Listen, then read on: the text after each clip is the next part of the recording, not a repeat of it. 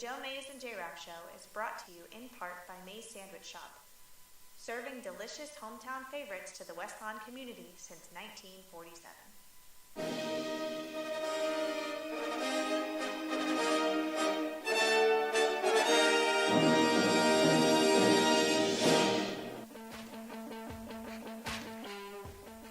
You are listening to the Joe Mays and J-Raff Show, bringing you the latest news and commentary on baseball. The 0-2 pitch, swing and a miss, struck him out. The Philadelphia Phillies are 2008 World Champions of Baseball. Hockey. Ladies and gentlemen, the Flyers are going to win the Stanley Cup. The Flyers win the Stanley Cup. College football. The Big Ten championship lies on a measurement. Did he get it? No! He didn't get it! Penn State home! They brought back the fun, they brought back the excitement, and now they've brought back a Big Ten championship. The Penn State Nittany Lions are Big Ten champions. And the NFL. He's in! Patriots win the Super Bowl! Brady has his fifth! What a comeback! Now, here are your hosts, Joe Mays and Justin Raffoff.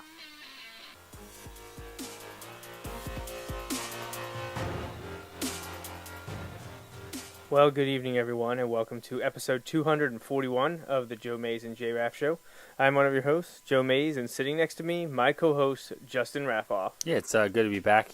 Due to some other things, I've sent some picks in, but I think it feels like it's been a while since I've been here to actually make my picks. So good to be back in the routine of things, and definitely want to be here for my picks tonight. Yeah, for sure. I think the last time you were here with me was July 16th, so it's been a while, and I knew this was one for sure that you wanted to try to make. And here we are, ready to continue our look at the 2017 NFL season. Our division-by-division breakdown continues tonight with the NFC East. The best. Obviously, for the people that watch and listen to this show, live or after the fact, this division, there's a lot of interest there when you're talking about the Eagles, the Cowboys, the Giants, and the Redskins. Probably next closest would either be the AFC North, which we did last week, or the AFC East, which we'll do next week. So 3 weeks in a row, we finished strong with the three most interesting divisions to us and our listeners, and get to finish with playoff and Super Bowl predictions. So 3 big shows right in a row here in the middle and end of August as we ramp up towards the start of the NFL regular season, which is Thursday, September 7th. And before we get to the NFC East, let's let everyone know how you can contact us. If there's anyone new out there and you want to contribute and interact with us and the show, there's a few ways you can do that. Primarily, social media is a great way to do that. Facebook and Twitter, we're on those sites. Look for Joe Mays and J-Raff or Joe Mays and J-Raff Show. We also do occasionally take phone calls, although I don't know if I'm properly set up to do that tonight. Now that I think about it, they'd have to change the iPhone socket, so I have to have that adapter, and I don't have that adapter with me right now. So, way to go. We could give it a try, but I don't know if it will work. Probably the best way to get our attention immediately is via the Mays Sandwich Shop email inbox, and you can contact us at joemaysandjraff@gmail.com. So NFC East on the docket this evening. A real quick look at what happened last year, because I know, Justin, you're excited about the way things went down in 2016. Hey, if we start with how 2016 season finished, I'm good to go. That week 17, real telltale sign of what's to come this year, right? Absolutely. Totally. Okay. It would be interesting to look up how many divisions have seen all 4 teams win a title in the last 6 years. Because the NFC East can't be many. Are one of them. The Giants won it in 2011 when they went on to win the Super Bowl. The Redskins won it the next year. The Eagles after that, and then the Cowboys. So actually you had each team win the division in a 4-year period from 2011 through 2014. Then the Redskins won it again in 15 with the Cowboys winning it again last year. Yeah, so that just means it's the Giants or Eagles to grab this year, right? I mean, Yeah, if that's that's what you want to go with, you could do that. Honestly, it's been since the Eagles had their long run, which I'd say came to end in 2006. Yeah, they had that really long run, 01 through 06, where they won 5 times in 6 years. It's really been quite up and down. There hasn't been the last back-to-back winner was the Eagles way back in 03-04, I think. Yeah. Yeah, so pretty crazy that a team hasn't won the division in back-to-back years. That's good news for you because then it says the Cowboys won't win it this year. Hey, I'm all for that, right? Yeah, I mean, obviously we saw the Cowboys win 5, but now we're going back 20 to 25 years ago. And back on black and white TV. Right. Is that how long ago it was? Yeah. Not quite. Not quite. Okay. It's hard to believe that was 25 years ago, though. Yeah. Like the start of that run was in 1992. So just remember that next time the Cowboys fans go on and tell you about how awesome America's team is, right? Quarter century ago, you're right. Like Notre Dame fans, right? I don't know if this is one you want to open up. A little late. I mean, I expected it on the show, but I'm just gonna worms everywhere. Can open worms everywhere. And it was a little surprising to me to learn that last year was the first year that the NFC East generated a second playoff team since 2009. Yeah, that surprised me a little bit. Except, they've had. Well, I said that they're the best division. I can't really make that argument too often. There are some years where you could have made the argument. It's been a competitive division within the division for most of the recent history. Sometimes I think it's the best and competitive. Like if all the teams are 9-7 and 8-8, it's a very competitive division. But is it the best? The best is when you probably have a team that's 13-3, 11-5, 10.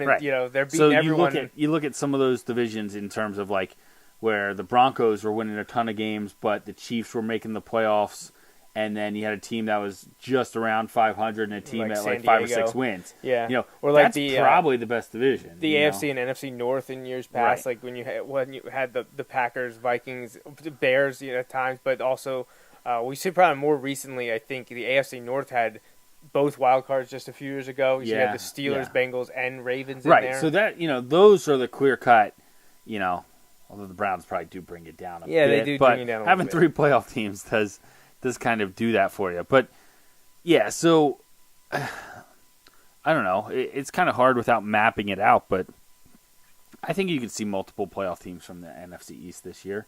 I don't know that you're going to get both wild cards from the NFC East, but I certainly wouldn't be surprised if they got 2 in, And that's somewhat a statement of the teams here, but it's also a statement about some of the other teams because while we've gone through a lot of the top teams, I don't say we're like crazy about like, oh, they're a clear Super Bowl favorite or a favorite to get to the Super Bowl, I should say. But there are lots of teams where you're like, yeah, that's who we're going to pick to win the division until we see something else, But in the NFC East, I think there's not as big of a drop off maybe to the second or third team as some of the other divisions. Not all, but some of the others. So we'll see. I'm sure that's some of the homer part of it coming out, but that's the fun part, right? Sure, why not? So where do we start? When we always start at the bottom. Okay. So last year, the Eagles were last place, right? 7-9. Yeah, I think so. Yeah. So the Eagles were last in 2016. Now 7-9 is that's far cry from being the worst last place team in a division. And that's when where you're really close to 500. That's where you would get some people who are like, look, the worst team in the division was 7-9. Yeah. Yeah, but if you look back last year, I don't think the Eagles were really scaring a lot of teams, because look, they were back and forth, and then they lost. They got off to a fast start, and then they had a real tough go of it. 5 in a row, and 7 out of 8. They went over a month between wins. Yeah. Between September 25th, they beat the Steelers in surprising fashion, absolutely. But they won that to go 3-0. At that point, then, they lost, or they went 2-9. Yeah, till Christmas time. If you go from September 26th, Yeah. the day after the Pittsburgh win, to December 21st, the day before the Giants win, in 3 months they won 2 games. Yeah. And that obviously defines the season. Yeah. October and November, you need to be pushing, well, not double-digit wins. But, They won one game per you're in month trouble. in October, November, and December. Yeah. And yet they still finished 7-9 because In they had January. because they were undefeated in September and they were undefeated in January. That's right. Now, when you say that a team is undefeated in January, you're hoping that they're winning the games that count. Yeah, not just one. And not just one against the team that had already locked up the division and wasn't playing for anything. Play for pride. I see. Is that what you call it nowadays? Yeah, if you can't find some pride in beating a team's backups, I don't know. What else do you have to hang your hat on? Exactly. All right. But I'm going to guess that neither of us have the Eagles in last place this year. No, I'm not putting them in last place. I didn't think so. And I'm not going to either. Honestly, as I sit here right now, I don't know where I'm going to put them, but I'm not putting them last. Okay. So who is your last? Do you have a last? This is really tough because honestly, I was thinking this as we go through. I wouldn't rule out a single team here winning the division. I wouldn't either. Because look, last year the last place team went 7-9. 7-9.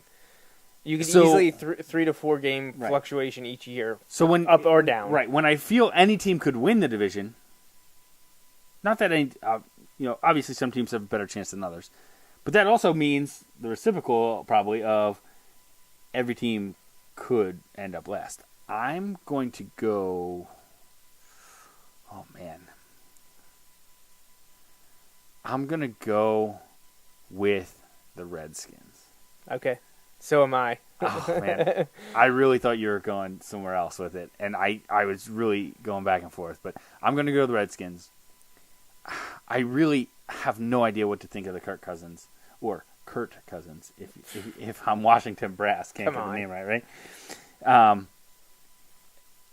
I don't think it's him. But I think that if I look at the team in general, I'm interested to see what some of their picks are able to do. Specifically, the way they've kind of rotated through running backs there the last few years, I'm interested to see what Samaje Perine can do. There's some people who are really high on him, thinking he got overlooked. He did have a great year at Oklahoma. Like, he was really good. He got overshadowed by Joe Mixon and the Joe Mixon story. Yeah. But Joe Mixon is the more dynamic player, I think, but that doesn't necessarily always translate to being the better pro. I don't know. It'll be interesting. I think Washington's still good. But I think they're a 500 team. Yeah, I think th're between 7-9 and 9-7. Right. They were 8-7-1 last year, so they're just a hair over 500 because of that tie. So, to be honest, this is kind of what I want to see happen. I want to see them, well, except against the Eagles. I want to see them do all right, but really botch the Cousins thing even more and just have it set them back. I want them to have to franchise him next year and have him count for like $38 million against the cap or something. Like a quarter of your cap going to one player. That's what I want to happen, just because it handcuffs them as a team that's a competitor to the team I'm rooting for, right? So I don't think that's going to happen. I think Cousins is playing somewhere else next year. I think so too. And so I think this that is almost might be like a best for them. transitional year. It's weird to think it like Right, that, but right. it kind of is. But if you look at wide receiver, Well, they brought in they made 2 additions and they lost 2 guys. They went actually younger. They brought in Terrell Pryor, who the Browns for some reason didn't want to pay. Right. And then they added Brian Quick as well, who hasn't lived up to the heights as with the Rams. Right. But they lost to Deshaun Jackson and Pierre Garçon. right? I think Terrell Pryor is a great pickup at wide receiver, especially for 1 year, $8 million. 1 year, yeah, that was a bargain. You've got a guy who's still trying to prove himself with a quarterback who's trying to prove himself. Yeah, look out. I think that's a dynamic. I wanted to if take Terrell him in Pryor fantasy. can put up good numbers. Now it was fluctuating, but if he can put up good numbers in Cleveland, how can he not put up good numbers With here? Kirk Cousins, right? true. You know, like, and I'm not saying Kirk Cousins is the next Tom Brady, but I'm just saying like he's, No, but he's better better than what they had. Right. Right. It's Cleveland. Right. So Pryor is a good situation. Deshaun Jackson was good for some dynamic plays, but he's going to pull his hamstring and sit right. 4 He's had games every injury year issues anyway. For sure. Pierre Garçon, same thing. Awesome, but was great 8 years ago. So just kind of have to wait and see how that plays out. But I think their defense. I think they'll be all right, like they have been. I think they'll have games where they look like a top 10 defense, and then they'll just get gashed some games, and you're like, where'd that come from? How is this the same team? I think that's the Washington that we've seen the last few years, and I think it's the Washington we're going to see this year. I like the addition of Zach Brown, who had a bit of a renaissance last year with the Bills on a 1-year contract. He came over from Tennessee, where it was a high draft pick. He didn't live up to the hype there, but he certainly made a mark last year with Buffalo. It was a bit surprising that he didn't get re-signed there. He went to Washington, where he's going to replace an aging defense that they kind of let walk or let go. Guys 30 or older, specifically along the defensive line, in Golston, Jenkins, former Eagle, gone. The safeties got completely reworked. So it'll be interesting to see what their defense is going to do. And one of the reasons they were able to do that was because of the draft picks that they spent, going with 2 Alabama guys early. In Jonathan Allen, thought to be one of the best players in the draft because is he of having injury. Shoulder issues already again. Is he? I thought I saw something on that. Ticker. I didn't know I that. don't know. I haven't been following that closely. Been kind of busy, but I thought I saw something where there was an issue with Jonathan Allen's shoulder. Maybe that would be unfortunate it may have been referencing the past things. Like Sure. I don't know, but if it is, that's bad news. If not, that could be a huge pick for them because he was thought to be a top level talent. But some issues. Getting him at dropped. 17, people thought he was a top 5 pick. Right. And then they went with Ryan Anderson, a linebacker, in the second round.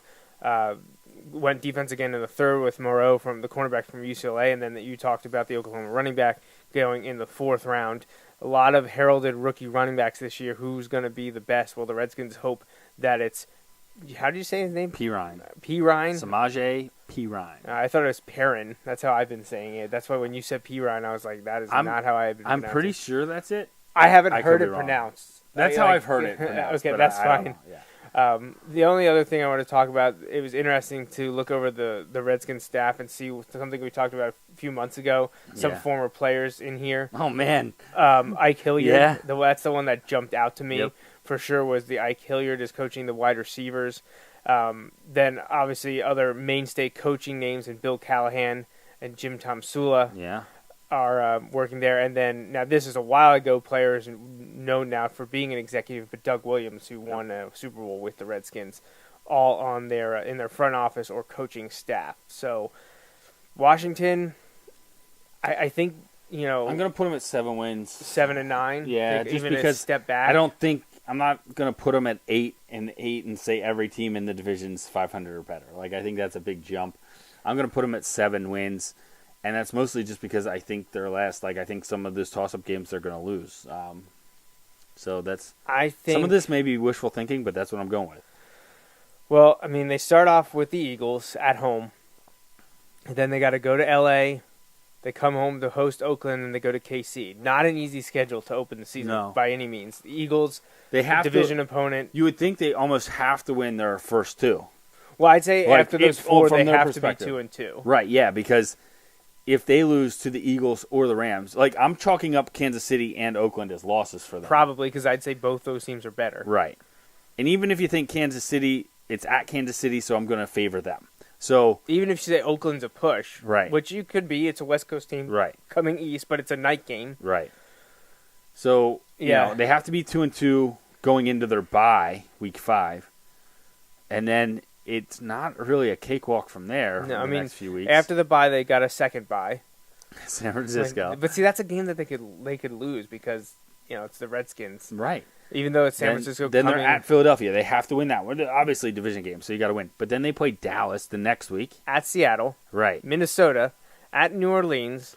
Oh, and I think they have the short week for Dallas too. So that Eagles game looks like a Monday night game. Yeah.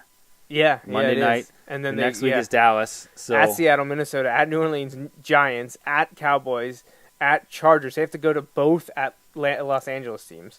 Yeah. Then they finish with Arizona, Denver, and New York. You know what? I was gonna say they go 8-8, but with that schedule, that's a brutal schedule. Yeah. I think they go 6-10.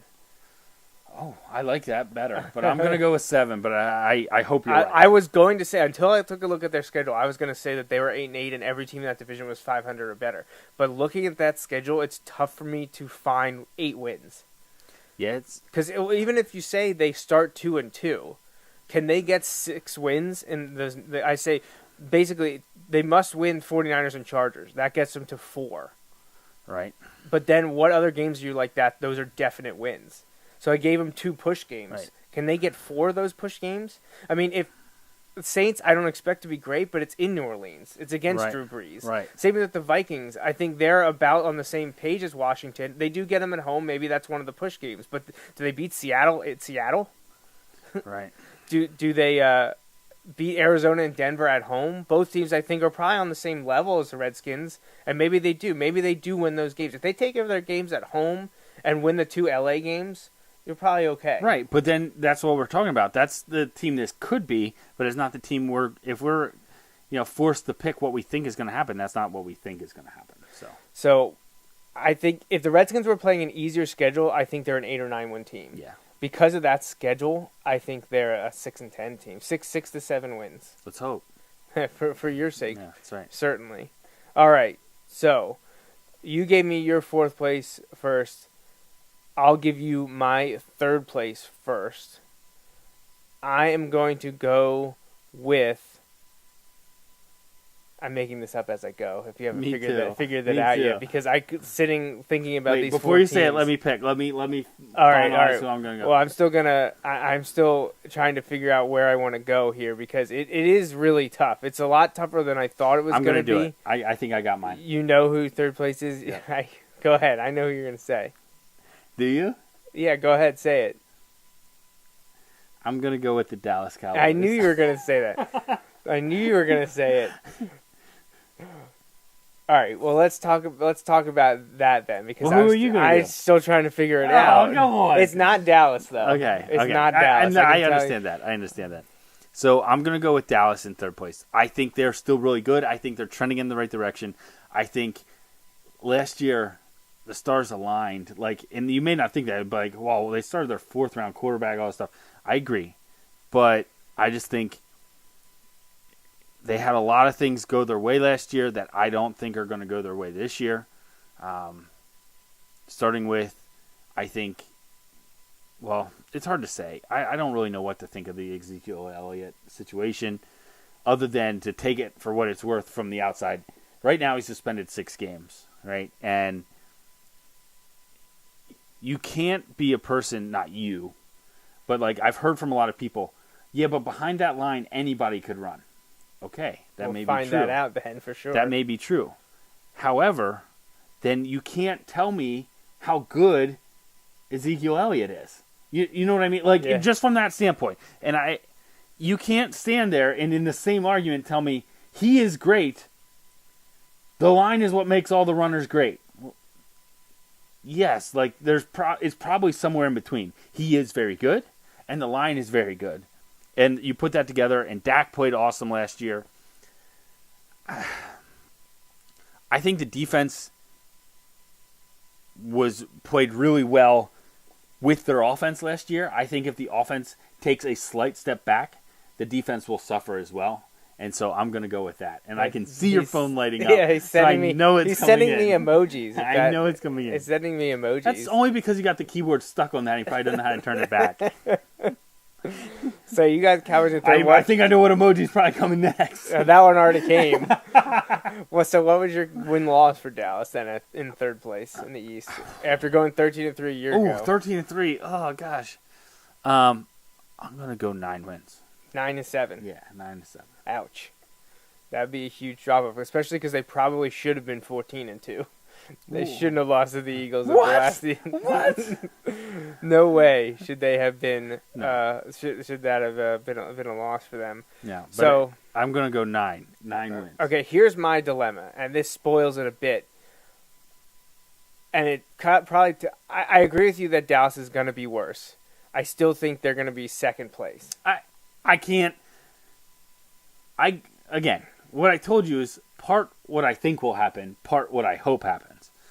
I can't really argue strongly, factually against what I think you're going to do. My biggest problem with the Cowboys is I agree with you. I think so much came they hit everything at the right time. Right. Like until the playoffs came when they duked it out with the Packers, they obviously could play with them.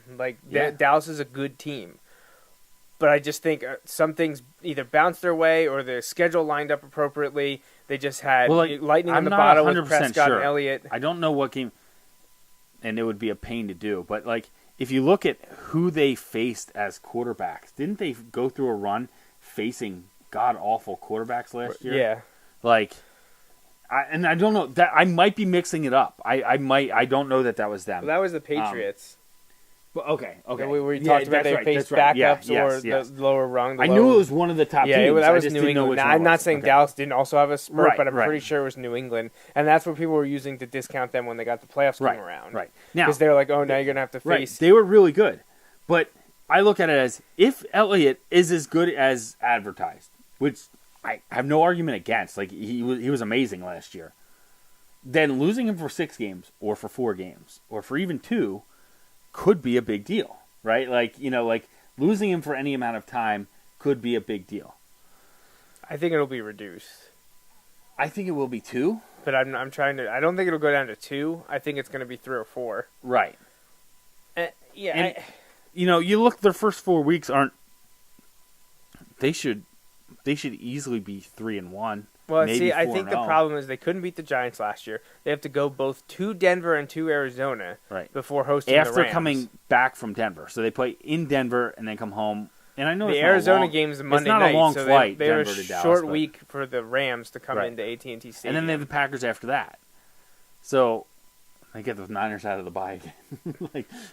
Man, the Niners are not lucking out with these NFC East schedules. Yeah, really. But so I don't know. But you look at the end of their schedule. Right? Giants, so they have Raiders, Seahawks, Eagles. Starting at end of November, Redskins. They have Washington, then they're at New York, then at Oakland the next week, then they host Seattle, and then they're at Philly. Well, and the week before is the Thanksgiving game. Right. So not and 3 of the last 4 are on the road. Right. Not an easy schedule. Definitely not. So last year they went 13-3. I'm gonna peg them at 2nd place. I'm gonna say though at 10-6. Okay, so who did you slot in for 3rd place?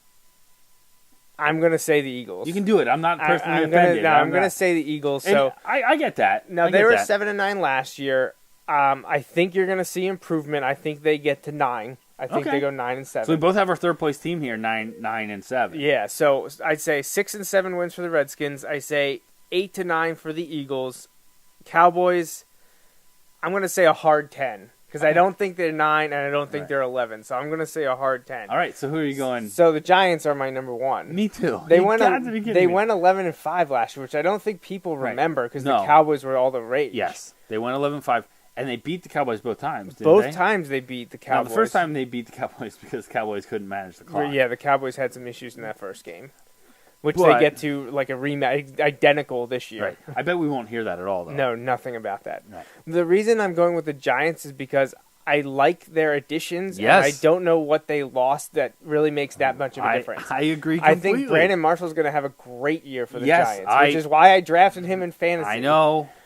I like the addition of Rhett Ellison, a no-name tight end from the Vikings that people probably don't know much about. They also added Evan Ingram, another tight end in the draft, so they're giving more weapons for Eli Manning, who obviously is getting up there. His brother's retired now. They talk about Brady hitting 40, Rodgers in his mid to late 30s.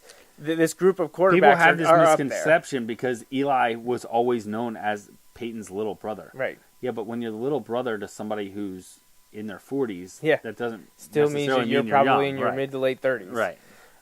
They brought in a former first-round pick from the Chargers and DJ Fluker to aid that always offensive line. It's always an upheaval. They brought back Jason Pierre-Paul, on another contract for him that he's kind of going year to year with them.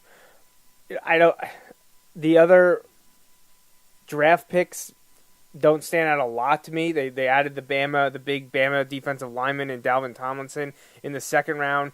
Maybe one of the more interesting picks was Davis Webb, the quarterback from Cal, in the third. Is he the heir apparent to Eli, who probably going to play 2-3 more years? Is Davis Webb going to step in? But that really means nothing in 2017. But I don't know. There's just something about the Giants that I think they're deceptive. That 11-5 snuck up on people, I think, last year. I wholeheartedly agree. 11-5 last year, beat the team who won the division both times, twice. And they lost to the Packers, who were hot in the playoffs, I'm talking. Right. And, what'd you do? You have the best wide receiver in football. Odell Beckham. And you add a guy across from him who's a perfect complement, or has the potential to be a perfect complement, and is not a number one anymore. No. But has number one skills, maybe. But, his speed's not there anymore. His jump's probably not quite as good as it used to be. However, you put that mentality and those, the catching's still there. Yep. And you put that at your number 2 wide receiver lined up across from Odell. I like what that can do. Now, can the line keep Eli from getting killed? Yeah, well, they brought in Fluker. Eric Flowers entering, his third year now, I think, maybe fourth year. Justin Pugh as well. And then on defense, their secondary has been getting better with the recent draft picks in Eli Apple and Landon Collins. Last year, they brought over Janoris Jenkins. They just added this offseason Duke Hennicho, who's a veteran rotating secondary member, but and they have your guy, DRC, Dominic Rogers-Cromartie, another traveling defensive back that spent time with the Eagles. So I think it is the Giants this year. Not that they're – I think they're as good as they were last year when they added a few pieces to the puzzle, especially Brandon Marshall. I think that'll be a huge help to them. And while the schedule's not easy, obviously, because they're playing the other NFC East teams, I think that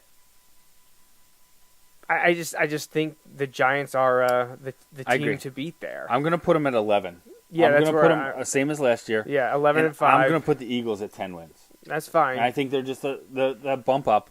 There are certainly concerns that I have there, but I think, I don't know. I think they're going to continue to progress. I think it's going to be really close. I think you're going to have 9, 10, 11. I think it's 2 games separate 3 teams. That could be really exciting, especially with all this divisional play at the end of the season. That can be huge. Right. So I kind of hope that happens. I think one of the big problems that I have with the Cowboys is not to jump back there. But that's fine. I just if you want to talk about problems with the Cowboys, I'm all for it. We can devote as much time as you want to problems with the Cowboys. My biggest issues with the Cowboys is the loss of their secondary. Like everyone. Yeah, it's gone. The losses in their secondary. I think all 4 starters gone. Wilcox, Church, Claiborne, Carr. And let's be clear. Last year was the first year in how long that anyone would argue that they had anything somewhat of a stable secondary. Right. And they're all gone. Right. Now I know they drafted Chidobe Awuzie and Jordan Lewis early in the draft, second and third rounders, and they got the best name ever, Taco Charlton, to help with their defensive line. 2 out of 3 Michigan guys. But I don't know if it's going to be and obviously they added guys in free agency. Nolan Carroll played for the Eagles and Dolphins. He's down there now. Blanton from the Bills. But I don't know. I'm a little worried about it. In a league that has become so pass happy that they have the pieces necessary to match what they did last year. Right. And think about it. How much of last year was it? Think about all the long drives they had last year where they just ran it down people's throats and all that stuff. All I'm saying is if Elliott is that good, and I'm not saying McFadden can't be because, you don't need him for the season. You need him for the suspension, basically, and to spell Elliott for the rest of the time. But if Elliott is that good, it has to hurt to lose him. If he's not that good, then, just look at Tom Brady, system quarterback. I'm kidding. I kidding, think kind of. Besides the secondary, my second biggest thing is, well, now the NFL's had an entire year to figure out Prescott and to a lesser extent Elliott, because I think running backs generally, if you're good, you're good. Yeah. You know, it comes down to the line play and play calling more so than the league figuring out how to stop you. But a quarterback, there's so much that the league can figure out with that much film. I'm afraid what they're going to be able to do to Prescott. And it really is about him evolving and the play calling evolving to offset that. Look at Prescott, his second to last year at Mississippi State versus last year at Mississippi State. Same thing. Not that he wasn't good, right? But people adjusted. He burst onto the scene, and people were like, whoa, what is going on? I remember watching him thinking, this kid is unreal, and I really liked him. I wasn't glad that Dallas got him, because I liked him. Not that I wanted the Eagles get him. They just drafted Carson Wentz. But, like, you know, I'm like, oh, man, that could actually work for them, all that stuff. And it did. But it'll be interesting to kind of see how it plays out. I just think they're good. I still think they're headed in the right direction. But like you said, there's definitely questions on defense.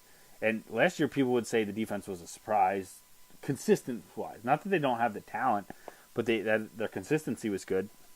You know, I love Sean Lee, but he was... Yeah, he's got injury issues. Right, injury issues, and he's by far the leader on that defense.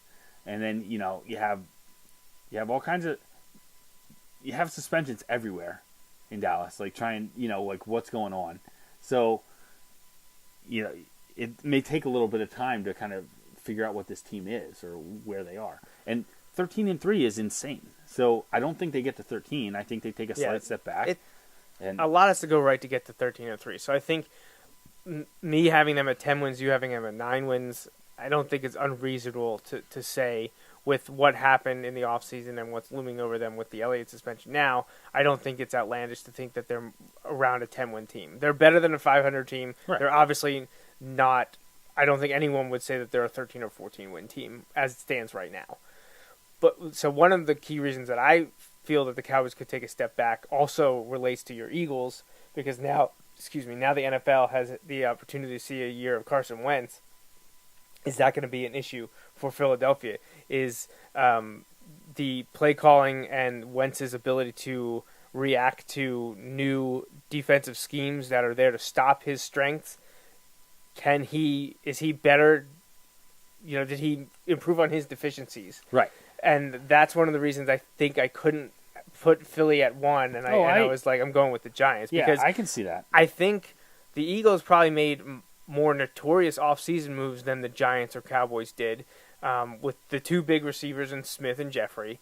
Obviously, bringing back Nick Foles as a backup quarterback and our boy Matt McGloin, you know. But they bring over Chris Long on defense, Patrick Robinson from the Colts, and Blunt from the Patriots, who I heard Blunt is Blunt on the bubble to make the roster? Yeah, because... Which is crazy, because that was kind of a heralded late signing in May. Because like I think he has like 7 carries for 17 yards and 2 fumbles or something in the preseason. Like, he hasn't...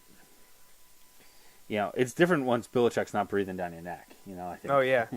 Well, we've seen that a lot. The Patriots let a guy go at the right time. We've seen that a lot. So I think the additions of Alshon Jeffrey and Torrey Smith really help out Wentz in the offense for sure. They have a stable of running backs with or without Blunt. I look at it as the Cowboys, for their rookie quarterback, couldn't have helped him like much more than they did last year.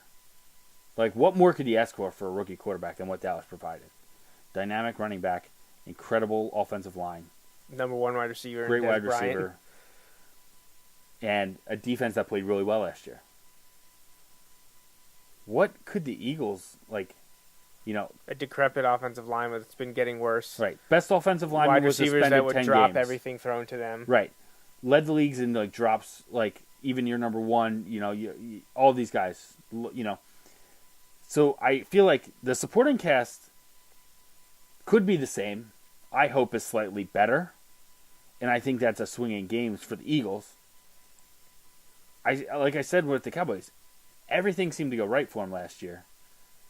It's hard. It's really hard in the NFL for everything to go right for you for 2 years from now. Unless you're the Patriots. Exactly. And I think maybe one of the Eagles' biggest offseason moves just happened, getting Ronald Darby Yeah. for Jordan Matthews. Now, I think of all the Eagles, not counting the new guys, of all the Eagles roster receivers, Matthews is the hardest one to lose. Yeah, 'cause You know, but with Smith and but you're Jeffrey also there, you're just about to have to pay Jordan Matthews if you think he's the guy, Right. or you let him walk for nothing. and you got a good cornerback, a young cornerback, Right. and Ronald Darby for the Bills in a spot that you needed help. Yeah, And everyone hopes that next year it'll be Sidney Jones slotting in. Well, now you have Darby to go with him. yeah.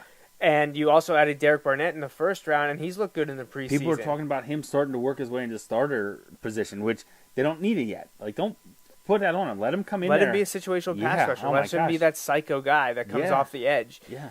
So, and what did you lose? Well, okay, Benny Logan, you know, it is what it is. Right. Was he a big name? No. I thought he was a solid player. I was a little bit surprised they didn't re-sign him. Connor Barwin was past his prime, and I never thought fit perfect in the Eagles Right. system. I know one year he put up a ton of sacks, He produced, but it wasn't. he was awful in coverage.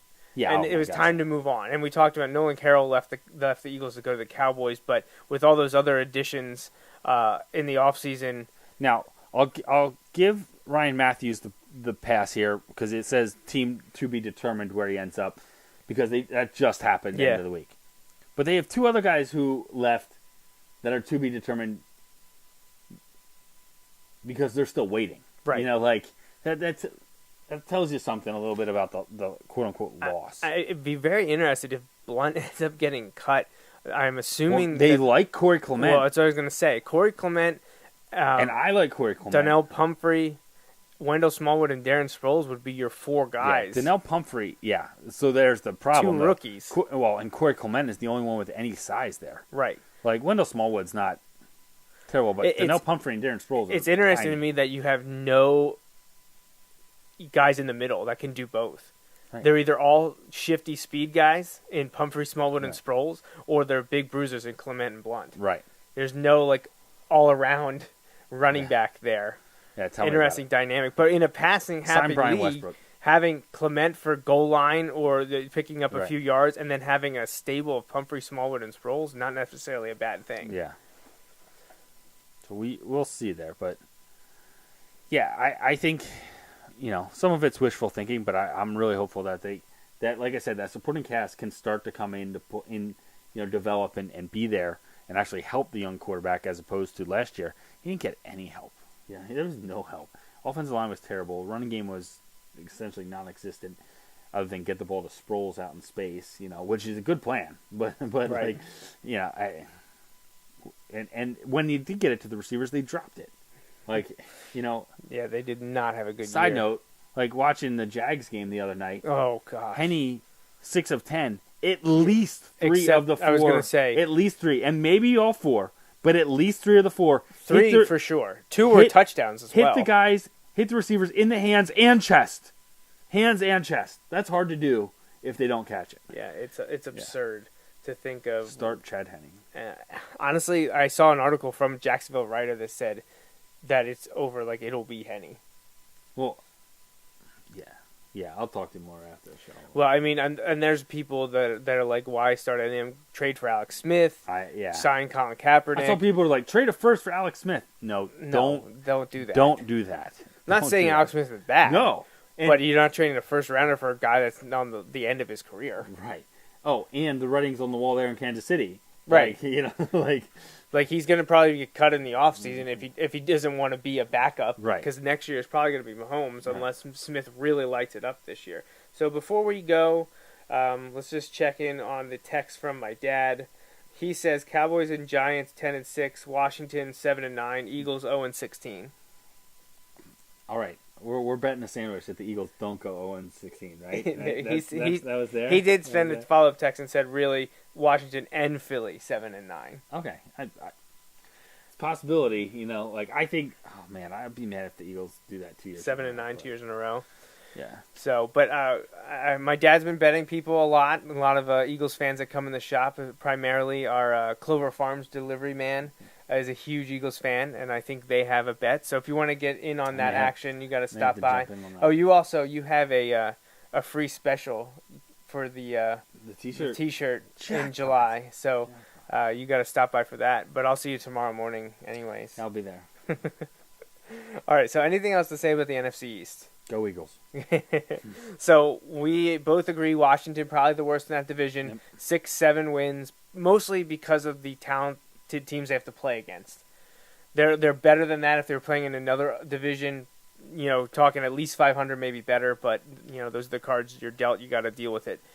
Next, you had the Cowboys at 9-7, I think. Yep. I had the Eagles at 9-7. Then I had the Cowboys in second. You had the Eagles in second. 10-6. I had also Cowboys at 10-6, and then we both had the Giants going 11-5 back-to-back years and winning that division. Again, we said it wouldn't surprise either of us if any of those 4 teams win the division, and I'd venture to say if any of them finish last, it wouldn't be a huge surprise. But Except Dallas. If I Dallas would be finished surprised last, if I'd be Dallas surprised. was last. But remember when they won the division 3 years ago, the next year they won 4-12. Well, we can all hope, right? So I know there are other issues going on there, but injuries can happen every year. Just ask the Dolphins. 3 starters out for the year already. So we're off to a great start in Miami. Jay But Cutler's here, so we're ready to go. We're ready to go. Speaking of the Dolphins, we'll talk about that more in depth next week, August 27th, same time, 7:45 p.m. on Sunday. We'll rip that Band-Aid right off. Yeah, we're going to get that one done. Thankfully for the Dolphins, there's at least one other team, if not 2, that are worse than them, even with those injuries. So thank God for the Jets and Bills. That's all I got to say. Of course, then the Dolphins will go 2-14, and I'll look like a schmuck. But hey, that's happened plenty of times before. And of course, then there's the Patriots, which we always have to talk about. Maybe we should get them done with it first at the beginning and just say we're gonna start at the top and just mention it and then move on. Well, maybe we can just sing their praises and talk about how they're going to go 16-0, and the opposite will happen. Let's do it. Which just means that they'll go 14-2, but still, it's not 16-0. Yeah. All right. So you have any shout-outs, anything to mention? I guess happy anniversary to Greg and Laura, celebrating 6 years today. Yeah. And I said happy birthday to my mom last week. I also said it to Jamie belated last week as well because the timing on the shows. I think that's it. I think we're good. Yeah. Football season is in gear in the high school. Our junior high or middle school season starts tomorrow, and the NFL starts September 7th. So it's here, people, and it's lovely. Yeah. It's glorious.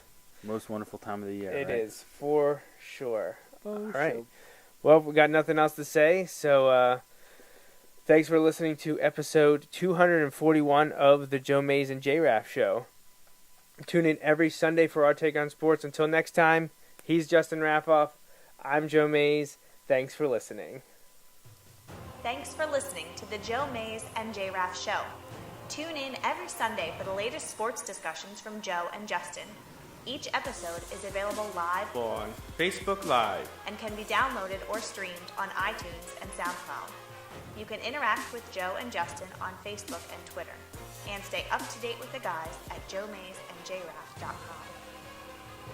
The Joe Mays and J-Raff Show is part of the JMNJR Radio Network. For more info, visit jmnjrradio.com.